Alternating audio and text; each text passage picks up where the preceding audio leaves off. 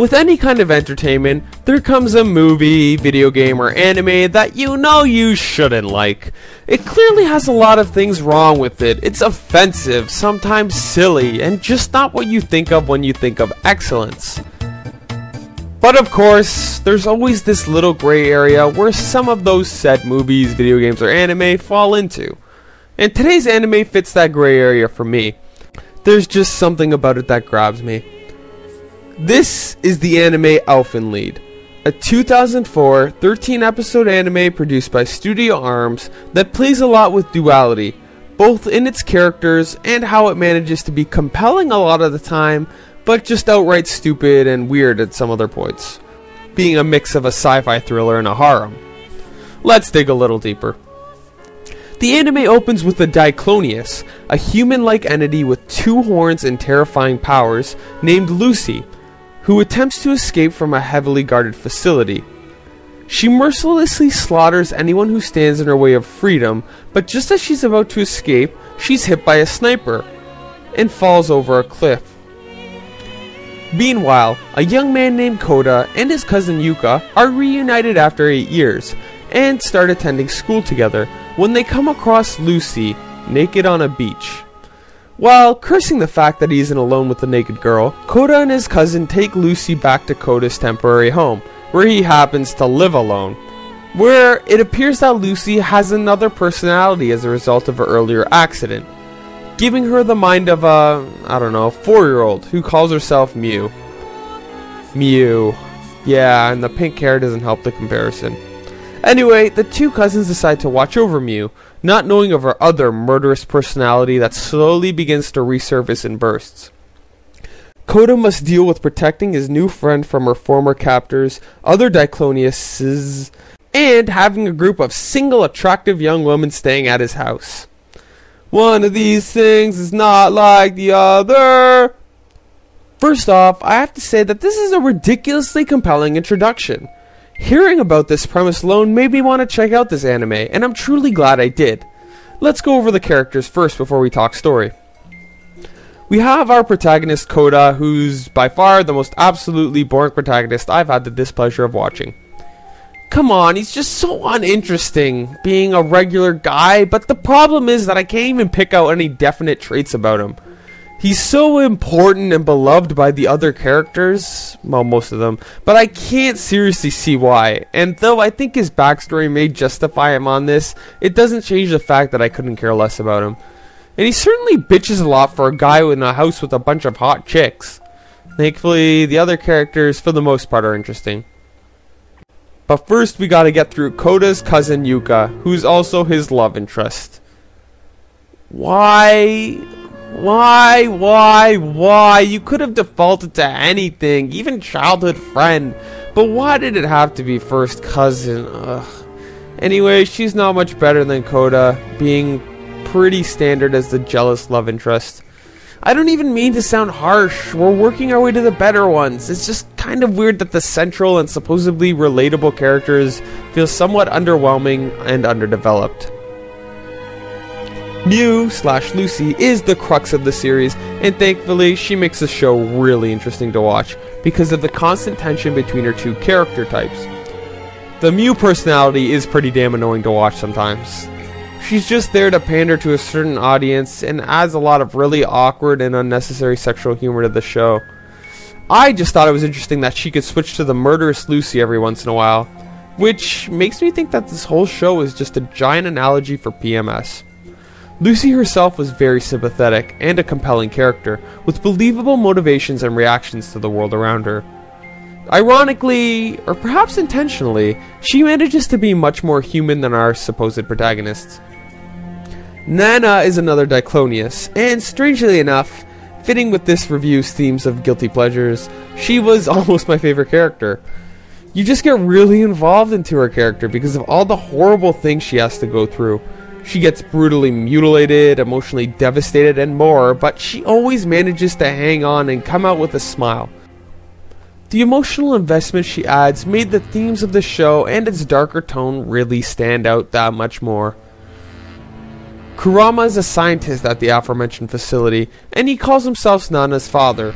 I can't comment on the character without spoilers, except for saying that he's my favorite for his moral struggles, and he added a deeper layer of maturity to the show, which I felt desperately needed that sometimes. Mayu is the homeless girl who adds absolutely nothing to the story.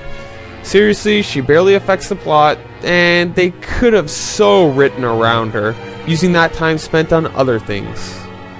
However, she was given a very dark backstory that amplifies Elfenlied's theme of parental responsibility, so I can't say she's totally useless. Maybe she has a bigger role in the manga, I don't know. And that covers the main characters, even though there are other somewhat recurring ones. I liked how you don't really know who you're supposed to like in Elfenlied. Sure, some characters are completely horrible, murderous beings right out of hell itself, but they have a debatable reason for doing it most of the time. Though it isn't extremely prominent, the moral gray areas of parenthood, responsibilities, and relationships are well explored in the anime, and half the time, the show is really compelling when it focuses on these themes. And it doesn't shy away from the dark stuff either. There's a lot of scenes that will just floor you with the level of brutality the show reaches, and although it's excessive sometimes, most of the time, you can see that it was their effort just to make the point get across, though a lot of it is just for shock value. But it's still entertaining at least, and it keeps you on the edge of your seat. So this darker side of the show delves into interesting sci-fi themes like the ethics of dealing with the Diclonius, isolation in the human condition, responsibility in relationships, and more.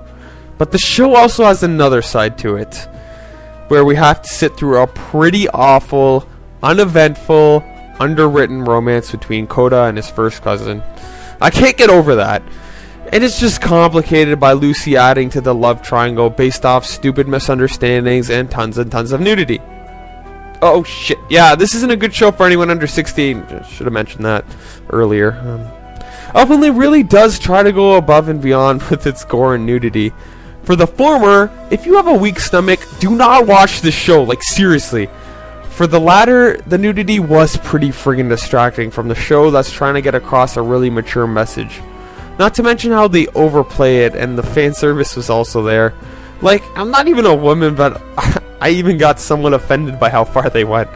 Hell, it even dampers into child pornography in a way. And as Sonic would say, that is no good. Again, this plays into the duality of the show, with half of it being really compelling sci-fi action thriller with interesting themes and messages, versus a harem and a pathetic romance that just seems to go in circles. I understand the need to break away from the darker stuff with a lighter thing like a romance, but it really can't be a 50-50 split in 13 episodes. It's just so ironic how this anime is all about duality. Like, sometimes the voice acting was great. Like, I really enjoyed Nana and Mayu's voice actors. But then you hear Koda and he's like... Just like I always thought, that detective at the hospital, he knew about the soldier all along. He just doesn't give a f***. Or the writing, again, good sometimes, but then you get really awkward lines, like laugh out loud. Like, how the hell would you even say that funny? Hey, Koda? Yeah, what is it? Do you think about touching my breasts too? Huh? Overall, it was a well-paced plot, building up until it becomes a lot stronger near the end. And it wasn't always predictable, catching me off guard with some unsettling scenes more than once, and it had a lot of very compelling drama. Although a lot of people complained that the ending was really rushed, I still thought it was the best they can do, given how they had to shove a 100+ chapter manga into 13 friggin' episodes. There were a good chunk of plot holes and conveniences, so it wasn't a tight story, but the key thing was that it was an effective story. For what they did accomplish, it's very memorable, and it has some strong characters, though again, it is hampered by some awkward moments and harem scenes, and there's a lot of stuff they could have at least toned down or modified entirely. Just my opinion, I have a problem with the genre itself. The animation wasn't bad. The character designs are pretty memorable, particularly the choice for pink-haired Dicloniuses, whatever. I thought it was an interesting choice, making these girls the least likely looking murderous beings ever. The opening animation was particularly good, very interesting to watch, and just unsettling in tone. The battles were short and sweet, but I think this probably was because of animation budget, but I don't know.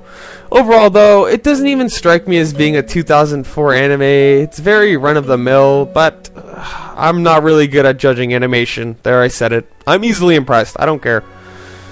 The music though, I know was good. Seriously, the opening theme and a lot of the other pieces really just set the gothic feel to the show and added a lot of the drama when the dialogue sometimes fell flat. It's a great soundtrack with a lot of iPod-worthy songs, though I wouldn't listen to it at night. That is all. As I mentioned, the voice acting is pretty hit and miss, with some characters having great voice acting, while too many are just hilariously underwhelming. Like, the voice actors probably did it in one take and then ran out with a paycheck yelling, "Take that, bitches! Have fun!" It's something a lot of people complain about with the show, and to an extent, I concur. In conclusion, yes, Elfen Lied has a lot of things going against it, but its really good stuff allows the show to be more than merely the sum of its parts. There's a lot of really compelling story elements and themes that push the show past its excessive violence, nudity, harem elements, and such. I'm not inclined to watch it again anytime soon, but I do have respect of it because it constantly kept my interest despite its overall lack of balance. I've heard that the producers had a really tough time converting the manga into an anime, so perhaps at least some of my complaints were out of the producers' hands. I still have to read the manga myself. Still, if you can accept the harem elements and how the show loves to go overboard or underboard sometimes, and if you want a really solid sci-fi thriller, then you should check out Elfen Lied. Thanks for watching.